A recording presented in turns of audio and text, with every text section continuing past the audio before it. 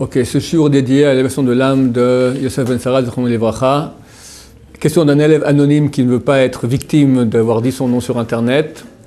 Demande que faire lorsque les mères prennent trop d'importance dans la vie de leur fils ou de leur fille, ou veulent prendre trop d'importance. Le 5e des 10 commandements dit qu'il faut honorer son père et sa mère. Comme on a déjà dit dernièrement ici, la barre est très très haute. Une exigence énorme. Un point tel que Rabbi Yochanan a dit dans la Gemara, heureux sont les orphelins. Tellement l'exigence elle est haute, à quel point, comme le Ben Ishraï, personne, même un jour de sa vie, n'arrive pas à réaliser suffisamment cette mitzvah d'honorer son père et sa mère. Donc il est clair qu'il faut beaucoup les honorer, beaucoup les respecter. Mais, il y a une loi dans la Torah qui dit, il y avait un rabbin, Metzia, c'est écrit cette discussion, qui disait que s'il y a 2 personnes dans le désert, ils n'ont plus qu'une seule gourde, insuffisante pour les 2, pour arriver à un endroit habité où il y a de l'eau. Donc c'est ou toi ou moi, on fait moitié-moitié et c'est personne d'entre nous. Le rabbin a dit moitié-moitié, pour pas que tu sois l'assassin de l'autre.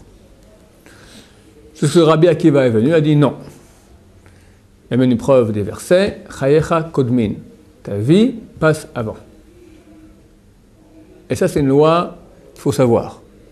Ma vie passe avant. Je n'ai pas le droit de perdre ma vie pour sauver la vie d'un autre. Et discussion, est-ce que j'ai l'obligation de rentrer dans un danger de vie ou de mort? C'est pas certain que je vais mourir.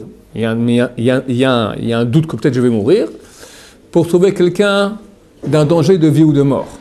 C'est une discussion, personne n'a tranché clairement. Il y en a qui disent que oui, il y en a qui disent que non. Et on va dire c'est 50 maintenant, 50-50. Il y a 50% de chances que je meure, 50% que je vive, et 50% qu'on est allant, je vais le sauver. Est-ce que je dois maintenant rentrer dans ce risque ou pas? Il y en a qui disent que oui, il y en a qui disent que non. Mais si maintenant il s'agit clairement de lui ou moi, c'est moi d'abord. Ma vie passe avant. Donc celui qui pose la gourde, il la garde et dit, désolé mon cher ami, les rabbins, Rabbi Akiva a déjà tranché, je peux faire autrement, je la garde et tant pis pour toi, je dirai à ta famille que tu étais un bon garçon. D'accord?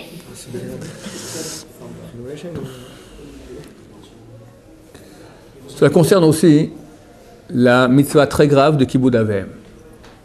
Donc on doit énormément honorer et respecter nos parents, mais il y a une limite. Quand les parents commencent à me détruire. Et il y a des parents pour qui c'est très difficile de comprendre que leurs enfants ne sont pas leur propriété, que les parents sont là pour donner vie aux enfants. Ce n'est pas qu'une vie génétique, physique, c'est leur permettre de se développer, grandir. Et quand ils ont grandi, eh ben, c'est vrai que c'est un peu difficile, c'est comme un horticulteur qui fait pousser sa fleur et elle grandit, et puis dès qu'elle est vraiment bien, un étranger vient, elle l'accueille et part. C'est exactement ça, d'accord? Une mère, elle a fait grandir son enfant, elle l'a éduqué, elle s'en est occupée, elle s'est inquiétée, elle a pleuré, elle a prié, elle a tout ce que tu veux. Il a 21, 22 ans, vient une petite fille qu'on ne sait pas d'où elle vient, elle fait traite avec les cheveux, t'es mignon, t'es mignonne, machin, hop, c'est ton panneau, bye bye maman, et moi. Et moi. Et ça s'entend. La fille la connaît depuis 2 semaines, moi je suis sa mère depuis 20 ans, et comme ça, j'existe plus. Elle l'a ensorcelé.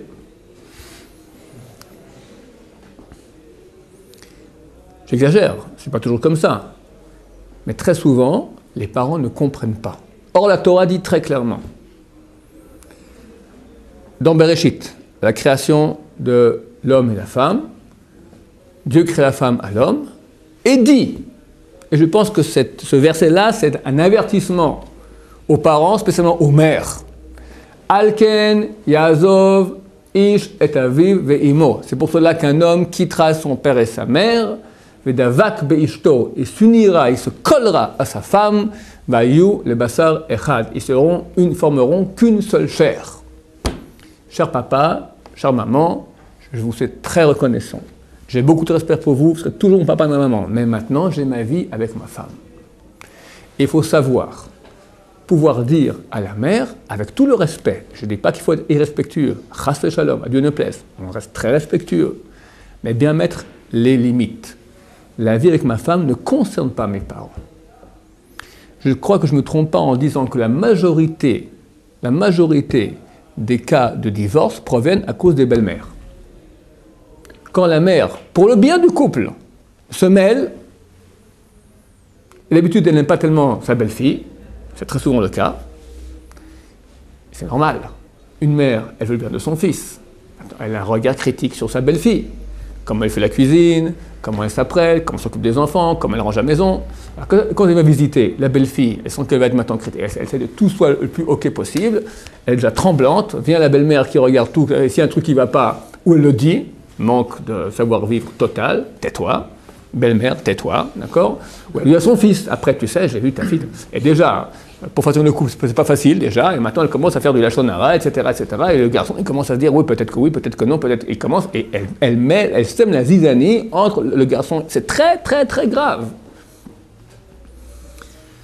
Lorsque j'ai marié ma première fille, le père de mon khatam, de mon gendre, qui avait marié déjà plusieurs enfants, il m'a dit, il y a un truc que j'ai appris.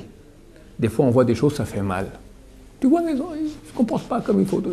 Ils font des trucs pas bien. J'aimerais bien pouvoir dire. On ne dit rien. On ne dit rien. Nous, quand on s'est mariés, on n'était pas parfaits. Il faut laisser les gens faire leur propre expérience. Tu peux peut-être très délicatement suggérer encore, je ne sais même pas. On ne dit rien. On ne dit rien, on ne se mêle pas.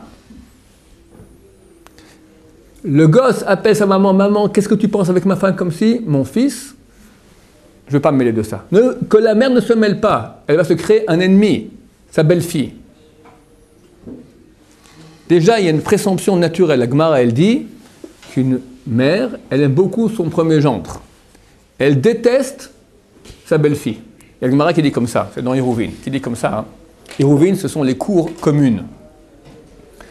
On a une cour, à l'époque, ils habitaient dans une cour, il y avait 3-4 maisons qui habitaient et qui utilisaient la même cour. Cette cour, du point de vue de la Torah, c'est un Rashut HaYachid, un domaine privé. On peut transporter des objets dans cette cour, dans la cour elle-même, et des bâtiments dans la cour. Mais Rabbanan, les rabbins ont fait un décret. Étant donné que ça appartient à plusieurs personnes, ça ressemble un peu à un domaine public. Donc il faut faire un hérouv.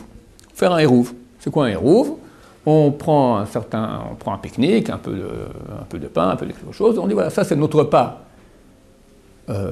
commun, ça fait que si on n'est qu'une seule famille, on est tous, en fait, on n'est qu'un seul. Et ça signifie mélanger, on se mélange tous ensemble et on forme une seule entité. Donc c'est plus un domaine public, c'est un domaine privé. Donc qu'est-ce qui se passe si quelqu'un, il part Shabbat? Il ne va pas manger de ce repas-là. Sa place maintenant, quelque part, il y a on va dire, il y a 4 familles, 3 familles vont rester, eux, ils s'unissent ensemble pour le repas, et ils ne vont pas manger tous ensemble, c'est un repas symbolique, et quelque part, on le pose au-dessus du frigidaire, d'accord? Quelque part, ce repas existe. Mais au moins, les trois, ils forment une seule entité. Et lui, vu qu'il n'est pas là, il ne mange pas avec eux, son appartement maintenant, il fait écran, ça veut dire qu'il y a deux propriétés, la propriété des 3 familles, et sa propriété, et ça ne va pas, il faut qu'il n'y ait qu'une seule propriété. Alors, avant de partir, il doit faire un bitul reshout. Bitul reshout, il doit annuler son domaine. J'annule mon domaine à vous. C'est comme si je ne suis pas là. Mais attention, si tu annules, c'est pour tout le Shabbat. La halakha dit, il y a un cas où ce n'est pas valable. Si le propriétaire va passer Shabbat chez ses parents. Si le propriétaire va passer Shabbat chez ses parents, l'annulation qu'il fait de son domaine n'est pas valable. Pourquoi? Parce qu'il y a une présomption, une chazaka, on est presque certain qu'au milieu du Shabbat, il revient. Pourquoi? Parce que sa femme s'est engueulée avec sa belle-mère et ça fait une histoire et ils sont revenus au milieu du Shabbat. Parce que la Gemara dit, de façon naturelle, la mère n'aime pas sa belle-fille. Elle est critique, elle dit rien, mais elle a un regard critique. Si ce n'est pas une femme qui a une grande ornade, qui sait se taire, qui sait accepter, qui sait laisser les autres Toi aussi, un beau jour, tu étais une nouvelle cala et tu n'as pas repassé la chemise le mieux qu'il fallait, tu as raté un peu ta soupe, ça arrive, ok, laisse-la vivre, laissez-les vivre. Les mères qui se mêlent des affaires de leurs enfants, c'est une calamité. Mais c'est pour son bien, moi je l'aime, c'est vrai, et je pleure et je veux que son bien. Mais oui, la Gemara, elle dit, pas la Gemara, la Torah, elle dit dans les malédictions, il y aura une famine terrible. Dieu, dans la malédiction, dit qu'il y aura la guerre, il y aura un siège dans les villes dans lesquelles tu seras, il y aura une famine terrible, un point tel que les mères miséricordieuses cuiront leurs propres enfants. Elles vont cuire leur enfant pour le manger sa chair. C'est une malédiction de la Torah, dans Deutéronome 28, ou Bechokotai, que une mère qui est tellement miséricordieuse, elle met tellement ses enfants, même elle va arriver à un point de faim tellement grand qu'elle va prendre son gosse, elle va le mettre dans la casserole pour le bouillir et pour le manger. Terrible comme malédiction. Alors on dit, en allégorie, on dit, les mères miséricordieuses, elles cuisent leur enfant. Elle veut aider son enfant, elle est miséricordieuse, elle le cuit et le bout, là, elle est en train de le tuer. Il faut apprendre à se taire. Les parents ne se mêlent pas des affaires de couple de leurs enfants, en aucun cas. Et quand un mari se trouve quelqu'un m'a appelé dernièrement, entre le marteau et l'enclume, sa femme et sa mère, il doit dire à la mère, bien que il n'y a pas de mission de respect de sa femme, il n'y a pas dans la Torah mission de respect de sa femme, d'accord? Il respecte ses parents. Néanmoins, il y a une histoire de vivre. Et moi, je dois maintenant vivre en shalom, en paix avec ma femme. Et le choix entre ma femme et ma mère, c'est ma femme qui passe avant. Pas que je dois envoyer balader ma mère, c'est shalom, tout respectueux, mais respectueusement, mais clairement. Maman, je t'aime beaucoup, je te respecte, j'aime parler avec toi, j'écoute tes conseils, mais en ce qui concerne ma vie de couple, c'est fini, tu ne peux pas me parler. Comprends que ça va bousiller mon couple. Je n'ai pas le droit de t'écouter. La Torah m'interdit de t'écouter. Soit très très clair. Beaucoup de couples souffrent de cela terriblement. Oui. Ça vous dites par rapport au couple, vis-à-vis des enfants qui partent en voyage Aussi. Des fois, il y a la notion de mère-poule, d'accord? Il faut laisser pousser les enfants, leur faire leur expérience, il faut leur donner confiance aussi. Quand tu ne donnes pas confiance à un enfant, tu ne laisses rien faire. Au bout d'un moment, il n'a aucune confiance en lui-même, il est incapable de faire quoi que ce soit. Il y a des gens de 30 ans qui sont encore dans les jupons de leur mère, ça va, sors. Il faut que les mères comprennent que le but, c'est par qu'est-ce qui se passe? La mère n'aime pas son enfant. Le sentiment terrible d'amour, tellement grand qu'elle a pour son enfant, c'est un sentiment... Comment expliquer cela?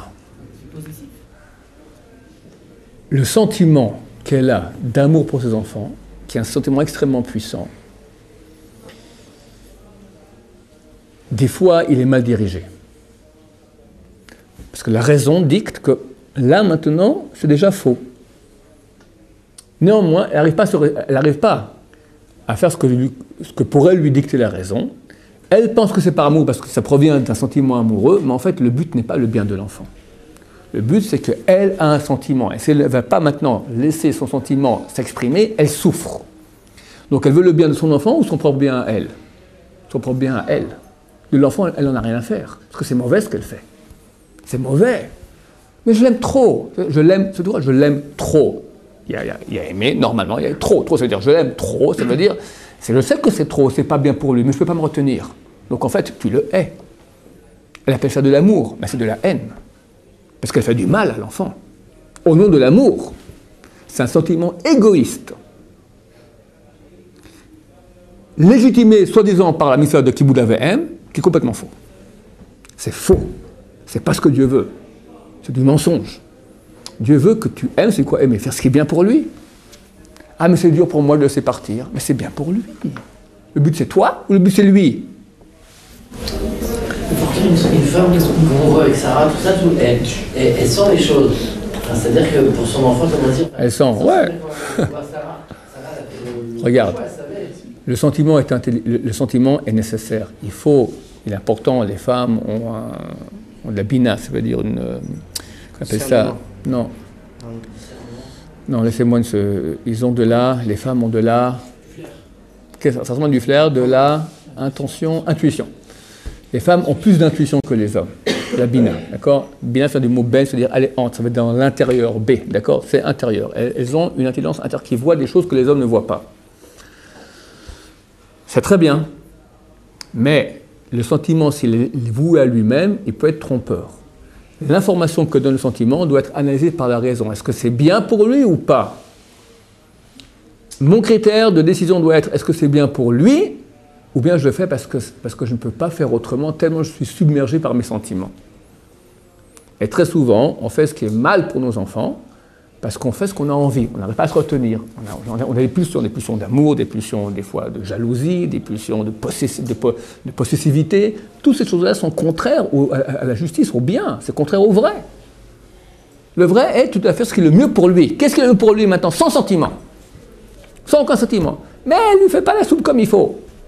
Elle ne s'occupe pas de lui comme il faut. Ok, c'est à toi de te mêler maintenant. Si une mère se mêle, c'est fichu, c'est terminé. Surtout pas. On peut conseiller, aller voir un conseiller conjugal, aller voir des conseils passés par là, mais pas se mêler, pas se mêler. Est-ce qu'il y a un moyen de passer l'étape sans que ça soit justement brutal comme ça? Parce que cette séparation, elle se fait d'une manière brutale. En effet, avant l'enfant, il communique. Je ne sais pas si c'est brutal. Un enfant, il grandit. Alors, à 5 ans, dans le jupon de sa mère. À 10 ans, il grandit. À 12 ans déjà, il commence un peu à se révolter. 14, 15 ans. Et les parents voient bien qu'à l'âge de 15 ans, on va dire aux enfants quoi faire. Il fait sa vie.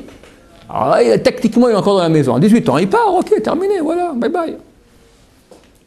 On doit comprendre que les enfants ne sont pas les outils de satisfaction des parents. Mais il y a des relations entre ados et parents qui se passent bien aussi, et puis la relation elle est équilibrée. Équilibrée, je te prends maintenant comme un être humain qui a une personnalité, qui a une liberté de choix. Je suis tolérant, je comprends que tu ne vas pas aller forcément dans la direction que je veux moi-même, mais je te considère comme une personne responsable, je prends je discute avec toi, j'entends ce que tu dis, je respecte. Vous êtes bien d'accord que c'est difficile du jour au lendemain, entre guillemets, d'avoir une relation avec quelqu'un qui vous confie les choses, avec qui vous pense, enfin qui vous demande des conseils, tout ça, tout. Et cette relation-là, par rapport au couple, en fait, par rapport à la relation de mariage, du jour au lendemain, elle doit s'arrêter. Est-ce qu'il y a justement un moyen de passer cette relation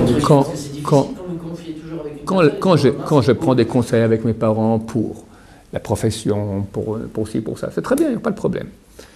Quand il s'agit maintenant d'histoire de couple, très vite, il y a des sentiments qui sont mêlés. La mère va souffrir d'entendre que sa belle-fille fait comme ça à son fils. Déjà, donc, du moment qu'elle souffre, elle réagit. C'est plus maintenant la raison qui va dicter, c'est une réaction. C'est une réaction. Si c'était une personne qui était extérieure, qu'une mère donne un conseil à un autre couple, très bien, parce qu'elle n'est pas touchée. Mais quand c'est maintenant on touche son fils, quand c'est une mère poule du genre, d'accord, une mère très possessive, d'accord, elle ne réagit pas maintenant avec la raison, elle réagit avec les sentiments. Forcément, les sentiments sont mêlés, même si on essaie d'être raisonnable, c'est mêlé, c'est mêlé. Très dangereux, très dangereux. Alors prends conseil, mais pas sur ce sujet-là. Oui. Est-ce qu'on peut être marié normalement et garder une certaine complicité avec sa mère? C'est-à-dire un attachement, je ne parle pas non plus de la mère se mêle de tout, mais juste une complicité, ça veut dire... Ce mot est trop vague. Ça veut dire, des fois, une complicité, ça veut dire, c'est comme si tu dis à ta femme quelque part, j'ai maintenant avec ma mère une relation privilégiée dans laquelle tu n'es pas... tu n'es pas mêlé. Mais de l'autre côté, avec ma femme, c'est une relation privilégiée que j'ai... Mais c'est normal. Ta mère, c'est une partie de toi. La plus terrible. Ta femme, c'est une partie de toi. Bayou, le bassar, echad, ils sont une seule chair. Toi et ta femme, c'est qu'il n'y a rien que vous devez... Il n'y a rien, c'est pas question... Tu as des secrets entre toi et ta mère par rapport à ta femme. C'est une trahison. C'est une trahison. C'est une trahison. Par exemple, un exemple très simple, notre mère, elle va savoir ce qu'on a besoin avant même qu'on lui dise. Ouais. Elle le sait, Ouais. Et ta femme pas. Et ta femme pas. Et ta mère voit ça, ça le met hors d'elle. Et bien, si tu veux conserver ton couple, tu dis à maman, avec tout le grand cadeau, tout le respect, tu vois des choses que ma femme ne voit pas, tu as terminé ton job. Merci beaucoup. Ciao. Maintenant, je fais avec ma femme. Et si tu n'as pas compris ça, c'est fichu. Fichu. Toi, tu vas comprendre, mais il faut que ta mère comprenne, Bézard Tachem. Donc la situation qu'on a avec notre mère après notre mariage, elle est comment exactement? Comment elle devrait être? Respectueuse, sympathique, mais c'est vrai que quelque part, c'est pour ça que c'est dur pour les mères qui n'ont pas compris ce que je suis en train de dire maintenant, il faut qu'elles comprennent que la Torah dit qu'un beau jour, ton gosse, il te quitte, il sera avec une femme étrangère, il faut vraiment qu'une seule chair, et c'est fini, c'est plus la même chose. Et c'est normal. Pardon? Ils le prennent très très mal. Eh ben, tu sais quoi? Eh ben, dans ce cas-là, qu'elle parte à Honolulu, ou vous partez à Honolulu. La mère doit comprendre que Honolulu, On la brise la mère. c'est vers Hawaï là-bas. Dans le monde des yeshivot, c'est très connu Honolulu. On va dire loin. D'accord? En deux mots, une mère qui n'a pas compris ça, elle met en danger. Elle a la haine de ses enfants. Une mère qui n'a pas compris que dorénavant, maintenant, elle ne se mêle plus des affaires de couple de son fils, et maintenant elle doit tout faire pour que sa belle-fille et son fils s'entendent, c'est-à-dire ne pas se mêler, elle ne fait pas ça, elle a la haine de ses enfants. C'est une sorcière qui a la haine de ses enfants. Mais moi je fais tout pour mon fils, Sorcière. Je suis dur là. Alors, mais si le fils il est content de cette situation, bon, parce que des fois ça arrive, C'est un idiot. Ouais, mais donc alors, C'est un idiot. C'est un idiot. C'est un idiot. Les deux ils sont contents dans leur situation. Eh ben alors qu'il divorce, qu'il se marie pas, qu'il se marie avec sa mère. Avec sa mère. La mère et le fils ils sont contents de. Oui, et qui souffre de ça? La femme. La femme. Alors? Ou sinon avant. C'est interdit. C'est interdit, c'est grave, c'est très très très grave, c'est mauvais, c'est grave, je sais pas comment dire ça en autre, c'est dégueulasse, d'accord? Ça se fait pas un truc pareil. Avant le mariage, si par exemple. Je répète pour que j'entende bien, d'accord? Un fils, il est content qu'il est avec sa maman et tout ça, aux dépens de la femme, d'accord? Mais c'est dégueulasse. Pourquoi tu t'es marié? Je comprends pas. D'accord, mais dans le cas où vous avez dit faut qu'il soit responsable, il a 20 ans, elle assume qu'il soit responsable, tout ça. Et si lui-même, elle dit qu'il n'est pas responsable, et lui-même il sent qu'il n'est pas responsable. C'est vrai, pas responsable. Qu'est-ce qu'on fait quelqu'un de pas responsable? On se marie pas. Hein? T'as fait du vélo une fois dans ta vie? Non, il parle de la Torah, mais. T'as fait du vélo? Comment t'as commencé à faire du vélo? Hein? Comment t'as appris? Raconte-moi. T'es monté sur un vélo, t'es tombé. Mais ta mère t'a laissé comme ça aller sur le vélo en tombant? Elle aurait dû être derrière, te tenir le vélo sans cesse, d'accord? Il y a deux solutions. Ou bien elle te laisse aller sur le vélo, puis tu tombes, puis tu relèves, tu tombes, tu fais des bobos, puis à la fin tu te fais du vélo. Ou bien elle tient le vélo sans cesse. Tu ne sauras jamais faire du vélo. Le seul moyen de grandir, c'est tomber. Donc une mère doit dire maintenant, mon fils maintenant, il va commencer sa vie, il va s'écraser comme une tomate sur un TGV à 200 km/h, d'accord? Eh bien ça lui fera du bien. Et c'est comme ça qu'on apprend. Comment on apprend? Avec l'expérience. Des fois, le type, il doit se casser le nez, tu peux donner un conseil vague, tu peux donner quelques conseils. Le type, il faut le laisser grandir. Avec les erreurs qu'il fait, tu peux donner des conseils, pas ci, pas là, mais le laisser grandir, pas l'étouffer. C'est-à-dire, si les deux sont d'accord, elle est à l'encontre de lui-même, elle doit dire. Lui, voilà. Ouais, exactement, sors, vas-y, aie confiance en toi, Dieu t'aidera. Et boum, il s'est cassé. Bon, qu'est-ce qu'on apprend, mon fils? On tombe, et après on apprend. On trébuche une fois, deux fois, trois fois, après on ne trébuche plus. Mais s'il n'a pas appris à trébucher, comment il va apprendre à marcher? Impossible. Aïe. Regardez le cas de. Pas bien où les mamans elles appellent 15 fois dans la journée et ça va, t'as bien mangé, c'était bon. Est-ce que le fait de leur dire maman, franchement, un peu, c'est un manque de respect? Non. Bon. Déjà, une mère qui demande ça, est-ce que c'est grave? Jordan. Une mère qui demande alors tu manges bien, est-ce que c'est grave? Ouais, c'est vrai. Moi j'ai l'impression que c'est 15 fois un certain âge, c'est grave. Non. Qu'une mère demande de temps en temps tu manges bien, c'est légitime, c'est normal. Mais 15 fois par jour, c'est effectivement. Même une fois par jour, c'est beaucoup. Bien sûr, c'est pas normal. La mère, c'est pas non. Une fois par jour, tu manges bien, ça suffit. Ça va. Et à 18 ans, 20 ans, vacciné, adulte, normal, voilà. Maintenant, comment réagir nous? La mère est trop possessive. Moi, je pense qu'il faut lui expliquer. Maman, ça va, je mange bien. Pas besoin de manger. Je fais attention à ma santé. Ne sois pas trop inquiète. Tu peux m'appeler moins souvent pour poser cette question. Gentiment. Non, les gens, ils n'arrivent pas à Excuse-moi. Les gens, ils n'arrivent pas à repérer ça. À repérer quoi? À se dire, tiens, en fait, ma mère est possessive parce qu'on évalue toujours à la hausse. On se dit, tiens, bah, nous, ça va, bon, on a pas de chien par jour. Elle m'embête un peu, mais même si elle m'embête un peu et qu'on reconnaît qu'elle nous embête. Tant qu'elle est possessive. Qu'il arrive à reconnaître que ses parents sont possessifs. Tant qu'elle est possessive, avant que tu sois marié, c'est pas si grave. Une fois que tu es marié, il faut savoir mettre les rôles là. Et ta femme te dira. Tant que tu n'es pas marié, ça va, ok, tu te supportes, ta mère possessive, ça. Mais quand tu vas te marier, qu'est-ce qui va se passer? Une femme ne peut pas avoir la mère dans sa maison. C'est pas possible.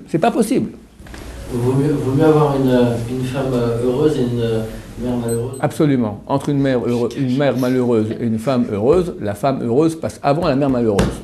La mère n'a qu'à se formater et comprendre qu'elle a fini son rôle de mère et qu'elle doit maintenant aider son fils de loin. Aider, ça veut dire tout faire pour qu'il s'entende avec sa femme. Si elle devient grand-mère, alors ça veut dire qu'il y a, ça continue dans les liens. On peut avoir des grand-mères possessives. Eh bien aussi, des grand-mères des fois qui bousillent leur petit-fils, bien sûr. Bien sûr. C'est bien sûr. Parce que c'est une occasion qu'on ne peut pas leur faire rater d'être là. Il faut laisser les parents être parents. On ne peut pas les grands-parents jouer le rôle des parents à la place des parents. Fais comme ci, fais comme ça, ne lui donne pas des conseils par-ci par-là un peu, mais si les enfants demandent, sinon ils doivent faire leur expérience. On ne peut pas vivre, les parents ne peuvent pas vivre à la place de leurs enfants, ni à la place de leurs petits-enfants. Il faut laisser faire leur vie. Oui. On est beaucoup plus complice avec son père, c'est la même chose. Alors, le père, on est complice avec le père. C'est différent, parce que d'habitude, la femme ne sera pas trop jalouse d'une complicité avec le père. Il n'y a pas trop de concurrence entre le père et la femme. Mais des fois, ça peut être aussi exagéré. Tu vois, des fois, je sais pas, le gosse, il part 1 ou 2 fois par semaine avec son père, passer une soirée là-bas. Il laisse sa femme toute seule à la maison. Ça ne va pas, mon vieux, c'est pas normal. Sois intelligent. Et encore une fois, la base du principe, elle est qu'une fois que tu te maries avec ta femme, tu fais un avec ta femme.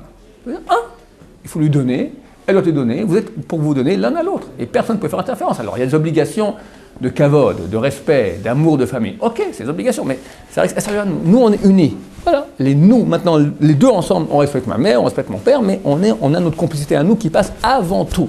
Avant tout. Et est-ce que les enfants, éduqués par leurs grands-parents, les parents ils travaillent, ils n'ont pas eu le temps et c'est les grands-parents qui sont occupés, est-ce que c'est une bonne chose ou c'est une mauvaise chose? En général, tu parles. Oui, en général. Ça peut, je pense pas que c'est pas le top, mais c'est certain qu'on n'a pas le choix. C'est mieux que rien, je pense que ça peut aller. Beaucoup de cas en France, par exemple, le garçon il fait n'importe quoi jusqu'à l'âge de 20 ans. Ouais. Et les parents ils n'ont aucune confiance en lui. Ouais. Un gars il va faire quoi? Qu'est-ce qu'il peut faire, le parent? On va le ligoter. Vous dites d'un côté, il faut qu'ils soient responsables, mais d'un côté, ils savent très bien qu'ils ont aucune confiance en lui. C'est très délicat, je veux dire. C'est un peu comme... Oh là là, c'est tard déjà. C'est la majorité des cas, c'est comme ça. Qu'est-ce qu'on fait? Je vais dire rapidement, parce qu'on est très très en retard. Plus les parents auront confiance dans les enfants, moins ils feront de bêtises. Dès 15 ans, je dis quand je dis 15 ans, tu ne peux plus rien faire. Tes enfants feront ce que tu veux. Les éducateurs, ils disent que... Les grands éducateurs, ils disent que les parents croient qu'il y a un certain temps, par exemple, ils voient que leur enfant ment. Au bout d'un moment, il dit, Baruch Hashem, j'ai réussi à faire que mon fils ne me ment plus. L'éducateur dit, t'as rien compris. Il ment tellement bien que tu vois même plus qu'il ment. Les parents ne peuvent pas diriger les enfants. Ils peuvent conseiller un peu. C'est fini, dès 12, 13, 14 ans, 15, c'est mort, il n'y a plus rien. Tu ne peux pas diriger. Qu'est-ce que tu dois faire? Le seul moyen d'avoir encore un contact qui va aider le fils à ne pas faire trop de bêtises, c'est de tu lui donnes ta confiance. Je te fais confiance, mon fils. Pour les sentiments. Pardon? Pour les sentiments. C'est intelligent quand l'enfant il a... Mes enfants à moi, qui sont déjà mariés, m'ont dit que la confiance que j'ai mise en eux, en fait, qu'il y a des choses qu'ils auraient pu faire, qu'ils n'ont pas fait. Mais si maintenant, on croit qu'on n'a pas confiance en eux, et on essaie par tous les moyens de savoir, et on espionne, eux, au contraire, ils partent encore plus loin. Baruch Adonai, Amen.